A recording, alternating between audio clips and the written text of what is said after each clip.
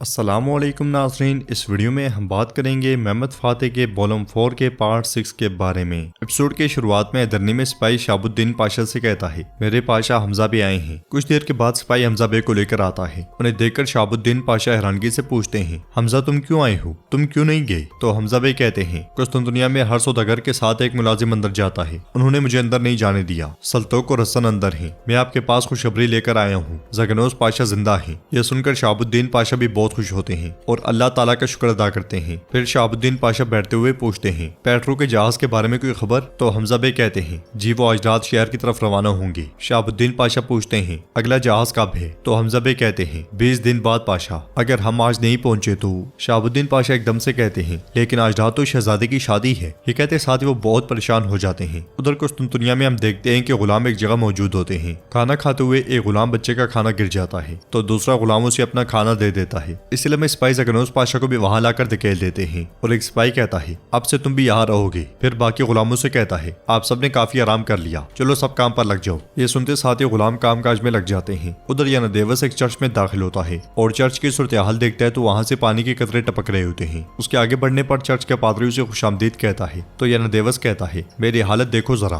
कहाँ की खुशी, इस शहर में कुछ भी बेहतर नहीं हो रहा, चर्च भी ऐसा ही है, छत की मरम्मत क्यों नहीं की गई? जवाबन पादरी कहता है, बदकिस्मती से जो बजट दिया गया था वो चर्च की मरम्मत के लिए काफी नहीं था। यानादेवस पूछता है, और इमदाद? तो पादरी कहता है, उसे रिश्वत कहना ज्यादा दुरुस्त होगा, उन गंदे पैसों से हम खुदा के घर को गंदा नहीं कर सकते। इस पर यानादेवस कहता है, तुम जिस इमदाद को गंदा कहते हो वो हर तरह से पाक है, जो उनकी रूह को पाक करने में मुआवन होगी। यह सुनकर पादरी कहता है, फिर भी खामोश रहना बेहतर है, हमारे गिरजाघर की जरूरियात उसी की बदौलत पूरी हो रही है। तो यानादेवस कहता है, तुम कहते हो कि चुप रहो, सल्तनत, रियासत और यहाँ तक कि हमारे ईमान से हमारी गद्दारी का इन ना हो, हम बहरे रहे ताकि मदद के लिए शहर की चीखें ना सुन सकें, ना देखने के लिए अंधा होना पड़े। ठीक है, तुम जैसे कहते हो मैं दखल नहीं दूंगा, लेकिन कब्रिस्तान का क्या होगा? कम से कम हमारे मरने वालों को सुकून मिले। तो पादरी कहता है, बाकी तमाम चीजों की तरह कब्रिस्तान की हालत भी खराब है और कल रात फौजियों ने एक नौजवान औरत को दफन कर दिया। यानादेवस पूछता है, वो औरत कौन थी? जवाबन पादरी कहता है, मेरे ख्याल में वो दमित्री की बीवी जोई थी। वहाँ बैठा हुआ सल्तोक उनकी बातें सुन लेता है और वहाँ से निकल जाता है। दूसरी तरफ फरहान खाना खाते हुए अरबान उस्ताद से कहता है, इंजीर का हलवा,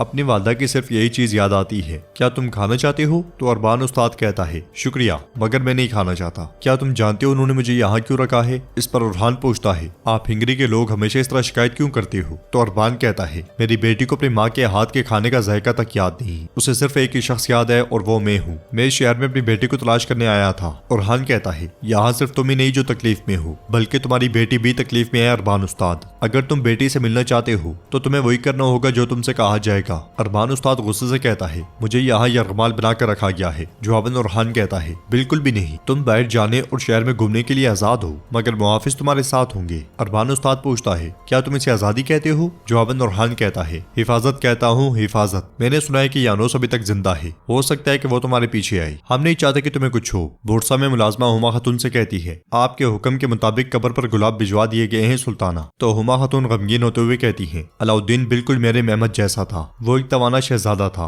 मेरा रब उसे जन्नत में जगह दे। इसके साथ ही हुमा खातून खांसने लग जाती हैं। मुलाजमा ने पानी देती है मगर बर्तन उनके हाथ से गिर जाता है और वो भी खांसते खांसते गिर जाती है। ये देखकर मुलाजमा भागते हुए कहती है, जल्दी करो, हकीम को बुलाओ, मगर हुमा खातून की नजरें रुक जाती हैं। नाजरीन, इसके बाद हम देखते हैं अदरनी में मेहमद फ़ातेह और गुलशा के निकाह की तकरीब हो रही होती है। सुल्तान और खवातीन समेत सब लोग वहाँ मौजूद होते हैं और काजी साहब पूरे एहतमाम के साथ उन दोनों का निकाह पढ़ा देते हैं। इसहाक पाशा और जानदारली निकाह के गवाहान होते हैं और काजी साहब कहते हैं, दोनों को निकाह कबूल हो। आखिर में वो सब दुआ मांगते हैं। दुआ के बाद मेहमद फ़ातेह और गुलशा खातून खड़े होकर सुल्तान और इब्राहिम बेग के हाथ का बोसा लेते हैं। हलीमा सबसे ज्यादा खुश दिखाई दे रही होती है। उधर बाहर का रो रो कर बुरा हाल होता है और वो कहती है, मुझे बुलाया था इसलिए गई थी, अपनी मोहब्बत के लिए। उसकी आवाज ने मुझे अपनी तरफ मुतवज्जो किया, मैंने हर वो कुर्बानी दी जो उसने मांगी, मैंने उसकी मोहब्बत की खातिर हर दर्द बर्दाश्त किया। बोरसा में भी हुमा खातून बिस्तर पर होती है। तबीबा खवातीन उनके पास मौजूद होती है। इधर बाहर मजीद कहती है, मैं थके बगैर उसके पीछे भागी और मैंने उसे देखा और मुझे प्यार हो गया। जब उसने मुझे बुलाया तो मैंने उसकी तरफ देखा, जब उसने बात की तो मैंने उस पर यकीन किया, अगरचे मैं नहीं देख पाई उसके पीछे छुपी हुई तलवारें, खंजर और तीर। साथ साथ वो मेहमद फ़ातेह के साथ गुजारे हुए लम्हात को भी याद करती है और फिर उठकर बैठते हुए कहती है, सुना है कि मोहब्बत सर के ताज की मानिंद होती है, लेकिन मेरी मोहब्बत ने मेरा तख्त तबाह कर दिया। सुना है कि मोहब्बत सुकून देती है, मगर मोहब्बत ने मेरा दिल बर्बाद कर दिया। ये कहते साथ वो उठकर आईना तोड़ देती है और कहती है, आखिर कार में समझ गई कि मोहब्बत को खरीदा नहीं जा सकता और ना ही ये जज्बा हर किसी के पास होता है। ये कहते साथ ही वो जमीन पर गिरकर ज़ारों की तरह रो देती है। दूसरी तरफ निकाह के बाद सुल्तान इब्राहिम बे और मोहम्मद फातेह के साथ आगे बढ़ रहे होते हैं। सबके दीवान में चले जाने के बाद मोहम्मद फातेह शहाबुद्दीन पाशा को देखकर रुक जाते हैं और शहाबुद्दीन पाशा उनसे कहते हैं, अल्लाह इसको मुबारक करे शहजादे। मोहम्मद फातेह पूछते हैं, कोई खबर?